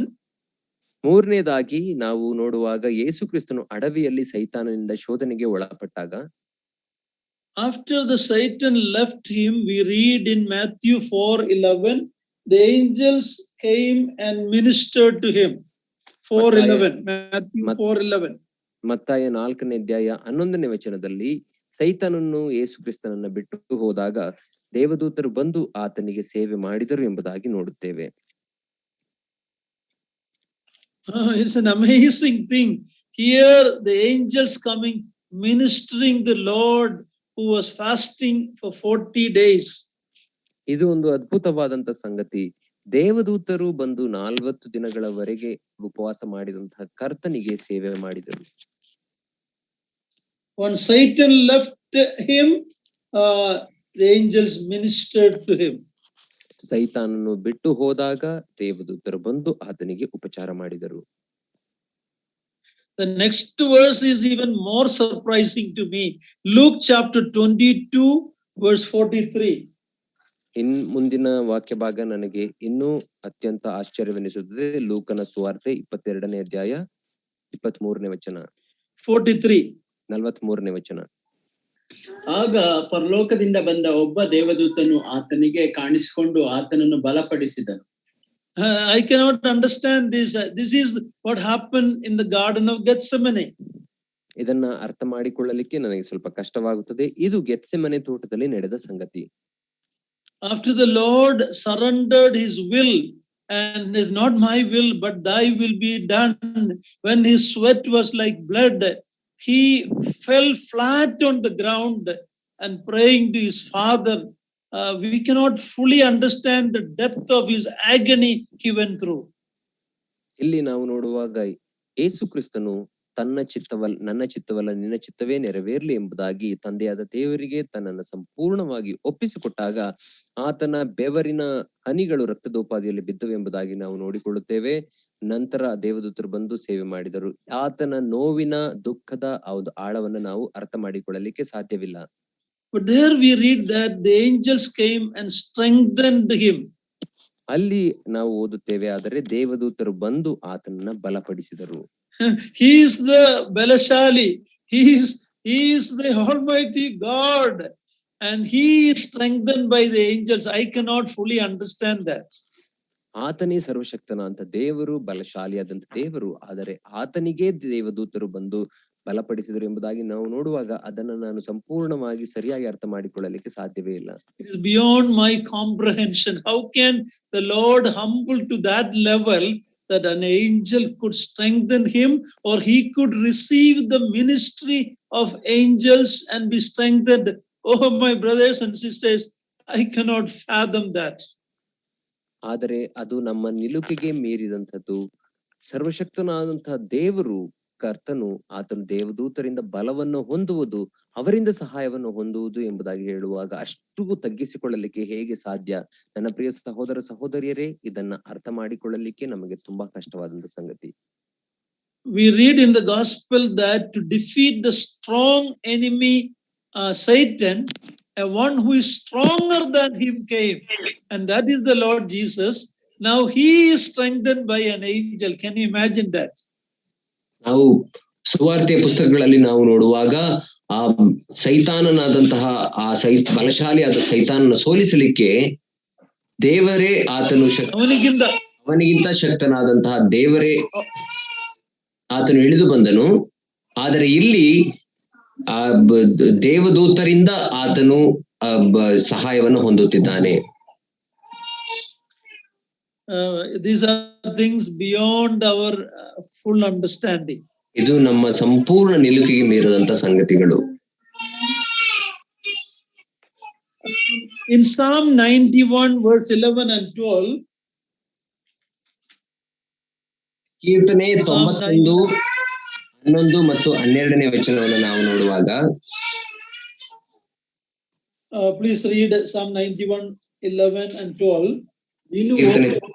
ನೀನು ಹೋಗುವಲ್ಲೆಲ್ಲ ನಿನ್ನನ್ನು ಕಾಯುವುದಕ್ಕೆ ಆತನು ನಿನ್ನ ವಿಷಯವಾಗಿ ತನ್ನ ದೂತರಿಗೆ ಅಪ್ಪಣೆ ಕೊಡುವನು. ಕಲ್ಲಿಗೆ ತಗಲದಂತೆ ಅವರು ನಿನ್ನನ್ನು ಕೈಗಳಲ್ಲಿ ಎತ್ತಿಕೊಳ್ಳುವರು. We know that this verse was quoted by Satan when he tempted the Lord in the wilderness. ನಮಗೆ ಗೊತ್ತು, ಸೈತಾನನು ಈ ಒಂದು ವಚನ ಭಾಗವನ್ನ ಯೇಸು ಕ್ರಿಸ್ತನನ್ನ ಅಡವಿಯಲ್ಲಿ ಶೋಧನೆಗೆ ಒಳಪಡಿಸಿದಾಗ ಈ ವಾಕ್ಯವನ್ನು ಹೇಳಿದನು. Now Psalm 91, many times we quote about ourselves, how God's angels are there to guard us, but actually who is the person referred in Psalm 91?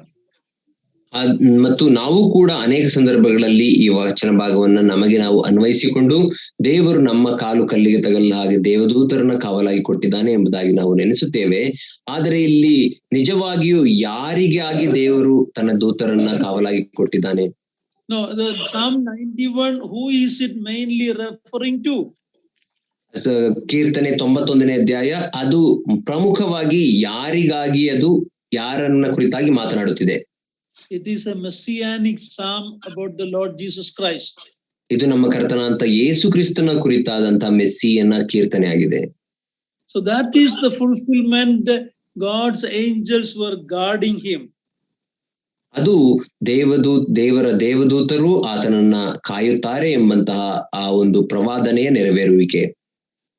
So when we come to the Lord's earthly life, ನಾವು ನಮ್ಮ ಕರ್ತನ ಅಂತ ಯೇಸು ಕ್ರಿಸ್ತನ ಭೂಲೋಕದ ಆ ಕಾಲವನ್ನ ಅಥವಾ ಭೂಲೋಕ ಜೀವಿತವನ್ನು ನೋಡುವಾಗ, not only at Gethsemane, Gethsemane ತೋಟದಲ್ಲಿ ಮಾತ್ರವಲ್ಲ, when you look at Matthew 28:2, we see an angel coming and rolling the stone from the tomb.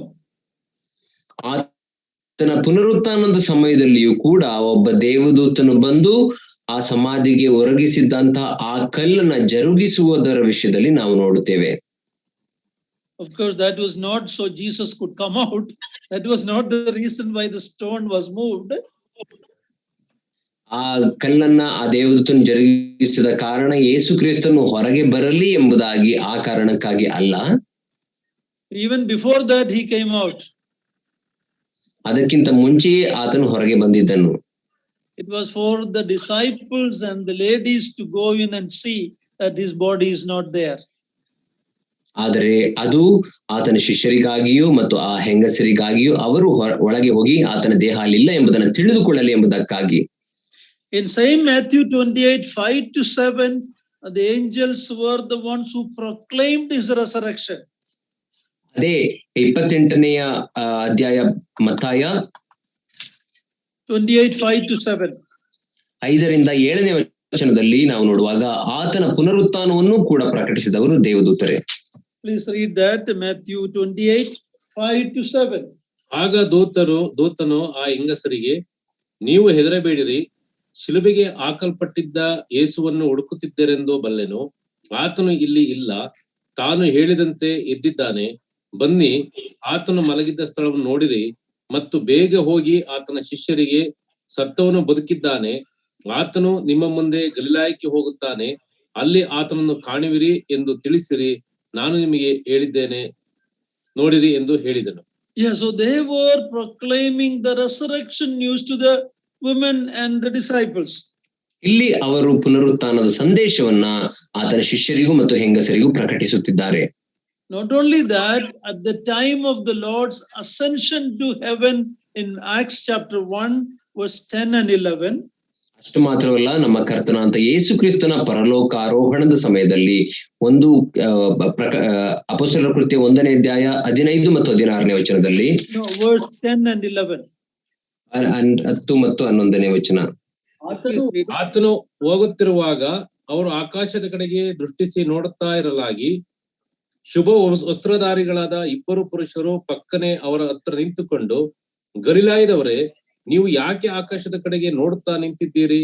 ನಿಮ್ಮ ಬಳಿಯಿಂದ ಆಕಾಶದೊಳಕ್ಕೆ ಸೇರಿಸಲ್ಪಟ್ಟಿರುವ ಈ ಯೇಸು ಯಾವ ರೀತಿಯಲ್ಲಿ ಆಕಾಶದೊಳಕ್ಕೆ ಹೋಗಿರುವುದನ್ನು ನೀವು ಕಂಡಿರೋ ಅದೇ ರೀತಿಯಲ್ಲಿ ಬರುವನು ಎಂದು ಹೇಳಿದರು. They not only proclaimed his resurrection, they gave a promise about the second coming of the Lord. ಅವರು ಯೇಸು ಕ್ರಿಸ್ತನ ಪುನರುತ್ಥಾನದ ಕುರಿತಾಗಿ ಮಾತ್ರ ಪ್ರಕಟಿಸಲಿಲ್ಲ, ಬದಲಾಗಿ ಯೇಸು ಕ್ರಿಸ್ತನ 2ನೇ ಬರೋಣದ ಕುರಿತಾಗಿಯೂ ಕೂಡ ಪ್ರವಾದನೆಯನ್ನ ನುಡಿದರು. So in summary, when the Lord was in this world, the angels ministered to him. ನಾವು ಸಾರಾಂಶವಾಗಿ ಹೇಳುವುದಾದರೆ, ನಮ್ಮ ಯೇಸು ಕ್ರಿಸ್ತನು ಆತನು ಈ ಲೋಕದಲ್ಲಿ ಇದ್ದಾಗ ದೇವದೂತರು ಆತನಿಗೆ ಸೇವೆಯನ್ನ ಮಾಡಿದರು. They announced his birth. ಅವರು ಆತನ ಜನನವನ್ನು ಮುಂತಿಳಿಸಿದರು. They praised him at his birth. ಆತನ ಜನನದ ಸಂದರ್ಭದಲ್ಲಿ ಆತನನ್ನ ಸ್ತುತಿಸಿದರು. They attended to him at the temptation. ಆತನು ಶೋಧಿಸಲ್ಪಟ್ಟಾಗ ಆತನಿಗೆ ಉಪಚಾರ ಮಾಡಿದರು. They strengthened him at Gethsemane. Gethsemane ತೋಟದಲ್ಲಿ ಆತನನ್ನ ಬಲಪಡಿಸಿದರು. They guarded him as a man. ಮಾನವನಾಗಿರುವಾಗ ಆತನನ್ನ ಅವರು ಸಂರಕ್ಷಿಸಿದರು. They rolled away the stone from his tomb. ಆತನ ಸಮಾಧಿಗೆ ಹಾಕಿದ್ದಂತಹ ಆ ಕಲ್ಲನ್ನು ಅವರು ಜರುಗಿಸಿದರು. They proclaimed his resurrection. ಆತನ ಪುನರುತ್ಥಾನವನ್ನ ಪ್ರಕಟಿಸಿದರು. They proclaimed his ascension and his coming back.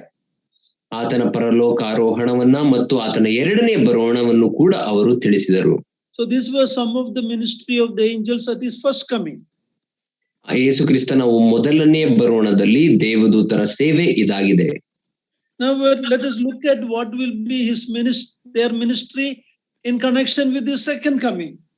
ಈಗ ನಾವು ಯೇಸು ಕ್ರಿಸ್ತನ ಎರಡನೇ ಬರೋಣದಲ್ಲಿ ಆ ದೇವದೂತರ ಸೇವೆ ಏನಾಗಿರುತ್ತದೆ ಎಂಬುದಾಗಿ ನೋಡಿಕೊಳ್ಳೋಣ. First Thessalonians 4:16, a well-known passage for most of us. ಒಂದು ಥೆಸಲೋನಿಕದವರಿಗೆ ಬರೆದ ಪತ್ರಿಕೆ 4ನೇ ಅಧ್ಯಾಯ 16ನೇ ವಚನ ನಮ್ಮೆಲ್ಲರಿಗೂ ಚಿರಪರಿಚಿತವಾದಂತಹ ವಾಕ್ಯ ಭಾಗ. ಪ್ರಧಾನ ದೂತನ ಶಬ್ದದೊಡನೆಯೂ ದೇವರ ತುತ್ತೂರಿ ಧ್ವನಿಯೊಡನೆಯೂ ಆಕಾಶದಿಂದ ಇಳಿದು ಬರುವನು. ಆಗ ಕ್ರಿಸ್ತನಲ್ಲಿರುವ ಸತ್ತವರು ಮೊದಲು ಎದ್ದು ಬರುವರು. ಆಮೇಲೆ ಜೀವದಿಂದುಳಿದಿರುವ ನಾವು ಅಂತರಿಕ್ಷದಲ್ಲಿ ಕರ್ತನನ್ನು ಎದುರುಗೊಳ್ಳುವುದಕ್ಕಾಗಿ ಅವರ ಸಂಗಡಲೇ ಮೇಘ ವಾಹನರಾಗಿ ಪಕ್ಕನೆ ಒಯ್ಯಲ್ಪಡುವೆವು. ಹೀಗಾಗಿ ನಾವು ಸದಾಕಾಲವು ಕರ್ತನ ಜೊತೆ. So here we read, okay, here we read that they will be signaling the rapture announcement. The rapture, their role is there. ಇಲ್ಲಿ ನಾವು ನೋಡುವಾಗ ಸಭೆಯು ಎತ್ತಲ್ಪಡುವಿಕೆಯನ್ನ ಮುಂದಾಗಿ ಅವರು ತಿಳಿಸುವವರಾಗಿರುತ್ತಾರೆ. ಸಭೆಯ ಎತ್ತಲ್ಪಡುವಿಕೆಯಲ್ಲಿಯೂ ದೇವದೂತರ ಸೇವೆಯುಂಟು. They will signal the rapture. ಸಭೆಯು ಎತ್ತಲ್ಪಡುವುದರನ್ನ ಅವರು ಸೂಚಿಸುತ್ತಾರೆ. And Matthew 25:31. ಮತ್ತಾಯನ ಸುವಾರ್ತೆ 25:31 ವಚನ. ಇದಲ್ಲದೆ ಮನುಷ್ಯ ಕುಮಾರನು ತನ್ನ ಮಹಿಮೆಯಿಂದ ಎಲ್ಲಾ ದೇವದೂತರೊಂದಿಗೆ ಕೂಡಿ ಬರುವಾಗ ತನ್ನ ಮಹಿಮೆಯ ಸಿಂಹಾಸನದಲ್ಲಿ ಕೂತುಕೊಳ್ಳುವನು. So even at his second coming, the first was about the rapture. ಮೊದಲನೇದಾಗಿ ನಾವು ನೋಡುವಾಗ ಸಭೆಯ ಎತ್ತಲ್ಪಡುವಿಕೆ ವಿಷಯದಲ್ಲಿ ಮತ್ತು ಎರಡನೇದಾಗಿ ಆತನ ಬರುವಿಕೆಯಲ್ಲಿಯೂ ಕೂಡ ನಾವು ನೋಡುತ್ತೇವೆ. That is called the coming in his glory. That is the second coming after about 7 years after the rapture. ಅದು ಸಭೆ ಎತ್ತಲ್ಪಟ್ಟ 7 ವರ್ಷಗಳ ನಂತರ ಯೇಸು ಕ್ರಿಸ್ತನ ಮಹಿಮೆಯ ಬರೋಣದಲ್ಲಿ ನಾವು ಅದನ್ನು ನೋಡುತ್ತೇವೆ. And Matthew 13:37-41. ಮತ್ತಾಯನ ಸುವಾರ್ತೆ 13ನೇ ಅಧ್ಯಾಯ 37-41 ವಚನ. We read what they will do at his second coming. ಆತನ ಎರಡನೆಯ ಬರೋಣದಲ್ಲಿ ಅವರು ಏನು ಮಾಡುತ್ತಾರೆ ಎಂಬುದಾಗಿ ಅಲ್ಲಿ ನಾವು ಓದುತ್ತೇವೆ. Matthew 13:37-41. Read, brother. ಮತ್ತಾಯ 13ನೇ ಅಧ್ಯಾಯ.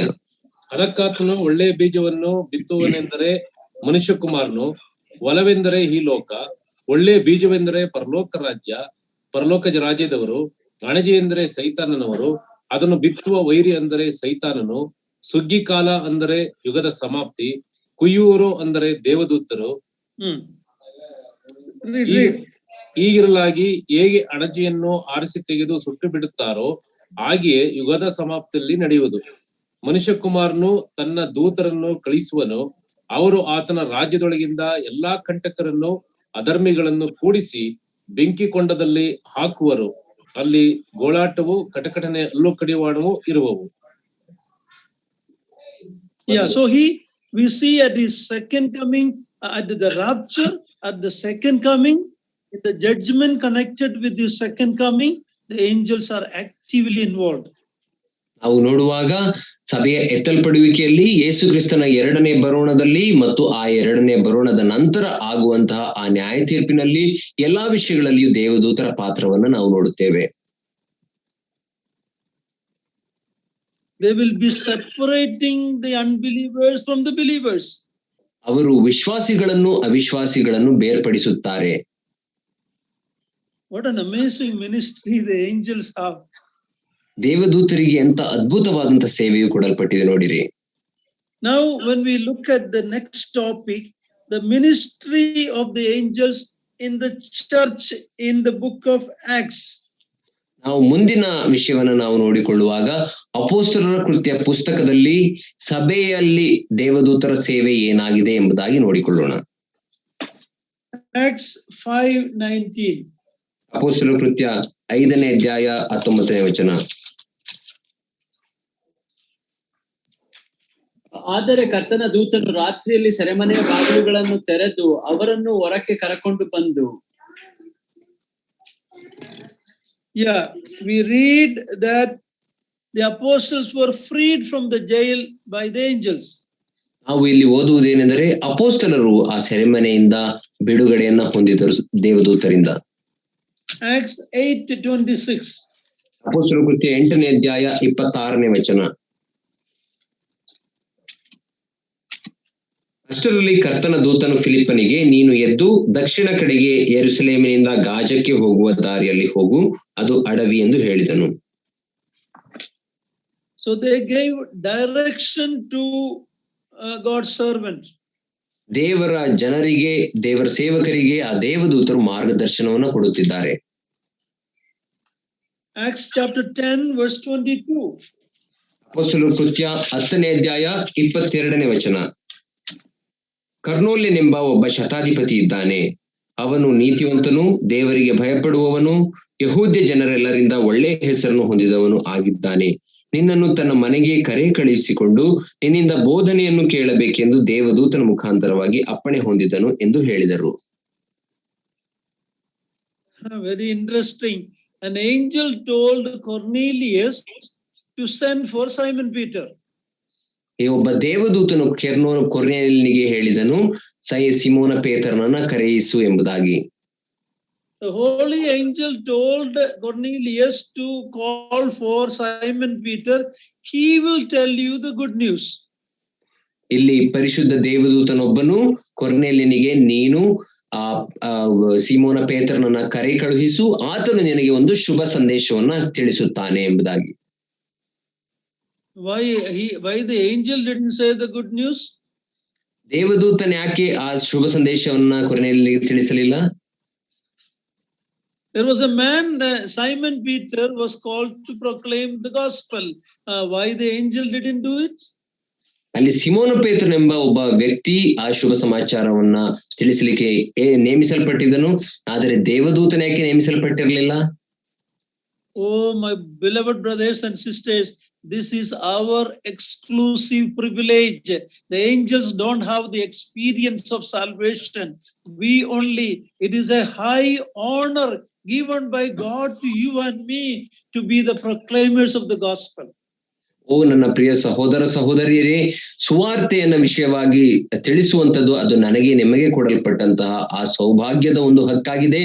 ದೇವದೂತರಿಗೆ ಆ ರಕ್ಷಣೆಯ ಅನುಭವವಿಲ್ಲ, ಆದರೆ ನನಗೆ ನಿಮಗೆ ಅದು ಪ್ರತ್ಯೇಕಿಸಲ್ಪಟ್ಟು ಕೊಡಲ್ಪಟ್ಟಂತ ಒಂದು ಸೇವೆಯಾಗಿದೆ. Are we doing that? ನಾವು ಅದನ್ನ ಮಾಡುತ್ತಿದ್ದೇವಾ? It is a privilege that even angels don't have. ಅದು ದೇವದೂತರಿಗೂ ಕೂಡ ಇರದಂತಹ ಒಂದು ಅವಕಾಶ. Another ministry we see in Acts 27 verse 23. ಅಪೊಸ್ತಲರ ಕೃತ್ಯ 27ನೇ ಅಧ್ಯಾಯ 23ನೇ ವಚನದಲ್ಲಿ ದೇವದೂತರ ಇನ್ನೊಂದು ಸೇವೆಯನ್ನು ನಾವು ನೋಡುತ್ತೇವೆ. ನಾನು ಯಾರವನಾಗಿದ್ದೇನೋ, ಯಾರನ್ನು ಸೇವಿಸುತ್ತೇನೋ ಆ ದೇವರಿಂದ ಬಂದ ಒಬ್ಬ ದೂತನು ಕಳೆದ ರಾತ್ರಿಯಲ್ಲಿ ನನ್ನ ಹತ್ತಿರ ನಿಂತು,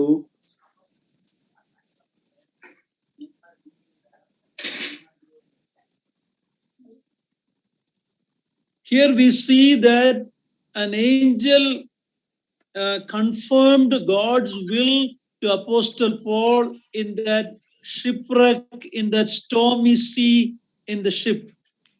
ಇಲ್ಲಿ ಒಬ್ಬ ದೇವದೂತನು ಅಪೊಸ್ತಲನಾದಂಥ ಪೌಲನು ಆ ಸಮುದ್ರದಲ್ಲಿ ಹಡಗು ಹೊಡೆಯಲ್ಪಟ್ಟು ಆತನು ಸಂಕಟದಲ್ಲಿ ಪ್ರಾಣಾಪಾಯದಲ್ಲಿ ಸಿಕ್ಕಿ ಹಾಕಿಕೊಂಡಾಗ ದೇವರ ಚಿತ್ತವನ್ನ ಬಂದು ಅಪೊಸ್ತಲನಾದಂಥ ಪೌಲನಿಗೆ ತಿಳಿಸಿದನು.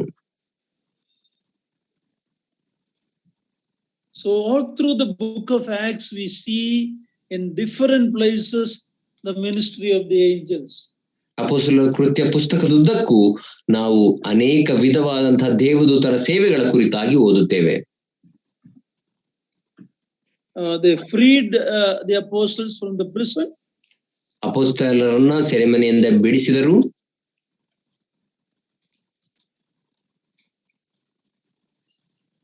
We see the same thing happening in Acts 12. Peter, when he was going to be executed the next day, an angel woke him up and delivered him. ಅಪೊಸ್ತಲರ ಕೃತ್ಯ 12ನೇ ಅಧ್ಯಾಯದಲ್ಲಿಯೂ ಕೂಡ ನಾವು ಅದನ್ನೇ ನೋಡುತ್ತೇವೆ. ಪೇತ್ರನು ಮುಂದಿನ ನಾಳೆಯ ದಿನದಲ್ಲಿ ಆತನು ಕೊಳ್ಳಲ್ಪಡಲಿಕ್ಕೆ ನೇಮಿಸಲ್ಪಟ್ಟಿದ್ದಾಗ ಒಬ್ಬ ದೇವದೂತನು ಬಂದು ಆತನನ್ನ ಎಬ್ಬಿಸಿದನು ಎಂದು ನೋಡುತ್ತೇವೆ.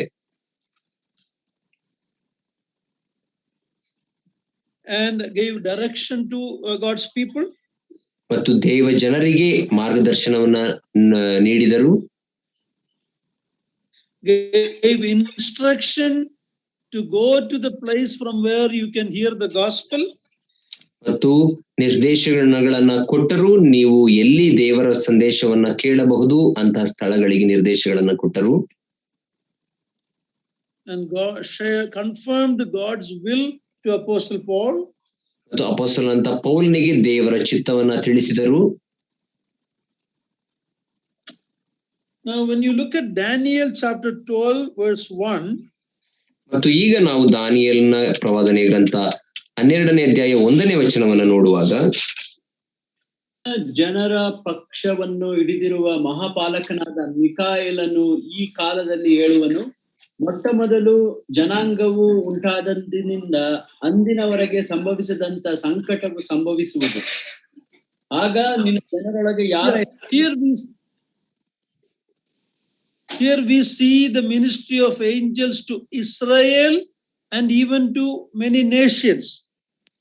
ಇಲ್ಲಿ ನಾವು ನೋಡುವಾಗ ಇಸ್ರಾಯೇಲ್ ದೇಶಕ್ಕೆ, ಇಸ್ರಾಯೇಲ್ ಜನಾಂಗಕ್ಕೆ ಮತ್ತು ಇನ್ನು ಅನೇಕ ಜನಾಂಗಗಳಿಗೆ ದೇವದೂತರು ಸೇವೆ ಮಾಡುವುದನ್ನ ಇಲ್ಲಿ ನೋಡುತ್ತೇವೆ.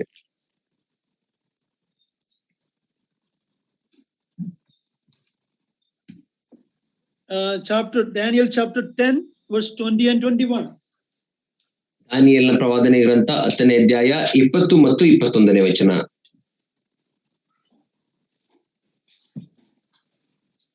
ಅವನು ನನಗೆ ಹೀಗೆ ಹೇಳಿದನು, ನಾನು ನಿನ್ನ ಬಳಿಗೆ ಏಕೆ ಬಂದನೆಂಬುದು ನಿನಗೆ ಗೊತ್ತಿಲ್ಲವೇ? ಈಗ ನಾನು ಪಾರಸ್ಯ ರಾಜ್ಯದ ದಿವ್ಯ ಪಾಲಕನೊಂದಿಗೆ ಹೋರಾಡಲು ಹಿಂದಿರುಗಬೇಕು. ನಾನು ಆ ಹೋರಾಟವನ್ನು ತೀರಿಸಿದ ಕೂಡಲೇ ಗ್ರೀಕ್ ರಾಜ್ಯದ ದಿವ್ಯ ಪಾಲಕನು ಎದುರು ಬೀಳುವನು.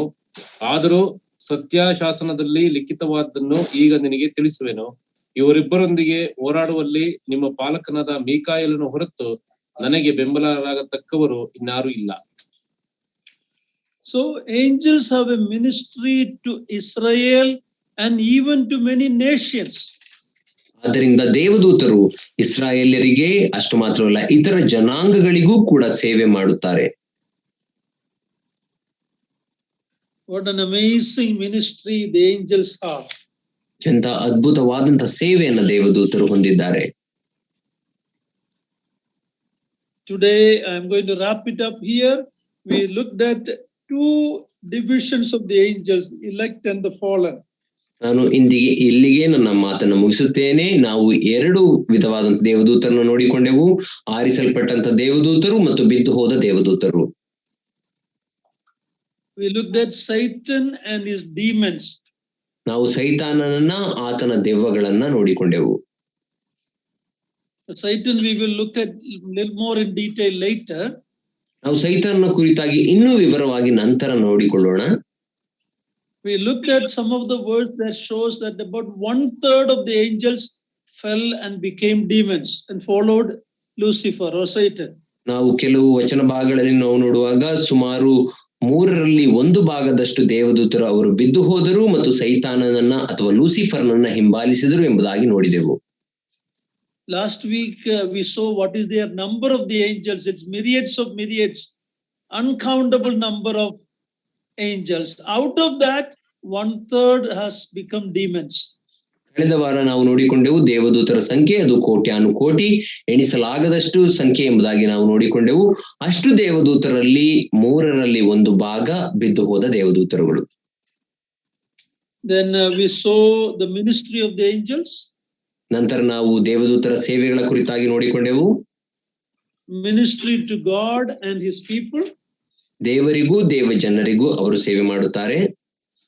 We saw their ministry in the life of the Lord Jesus Christ when he was in this world.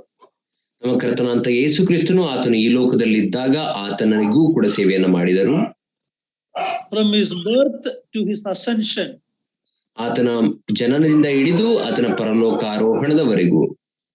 Their involvement in rapture and the second coming and in separating believers from unbelievers at the second coming. ಸಭೆಯ ಎತ್ತಲ್ಪಡುವಿಕೆಯಲ್ಲಿ ಮತ್ತು ಎರಡನೆಯ ಬರೋಣದಲ್ಲಿ ವಿಶ್ವಾಸಿಗಳನ್ನ ಅವಿಶ್ವಾಸಿಗಳನ್ನ ಬೇರ್ಪಡಿಸುವ ಕಾರ್ಯದಲ್ಲಿ ಅವರ ಸೇವೆಯನ್ನು ನೋಡಿದೆವು. angels ministry in the book of Acts. ಅಪೊಸ್ತಲರ ಕೃತ್ಯ ಪುಸ್ತಕದಲ್ಲಿ ದೇವದೂತರ ಸೇವೆಯ ಕುರಿತಾಗಿ ನೋಡಿಕೊಂಡೆವು. Brothers and sisters, there is so much to study about God's angels. ನನ್ನ ಪ್ರಿಯ ಸಹೋದರ ಸಹೋದರಿಯರೇ, ದೇವದೂತರ ಕುರಿತಾಗಿ ಅಧ್ಯಯನ ಮಾಡುವಂತದ್ದು ಸಾಕಷ್ಟಿದೆ. We thank God for the angels who are there to guard us and guide us. ನಮ್ಮನ್ನ ಕಾಪಾಡಲಿಕ್ಕೆ ಮತ್ತು ಕಾಯುವುದಕ್ಕೆ ಮತ್ತು ಮಾರ್ಗದರ್ಶನ ಮಾಡಲಿಕ್ಕೆ ಇರುವಂತ ದೇವದೂತರಿಗಾಗಿ ನಾವು ದೇವರಿಗೆ ಸ್ತೋತ್ರ ಸಲ್ಲಿಸೋಣ. Thank you for patiently listening. Thank you, Brother Niranjan.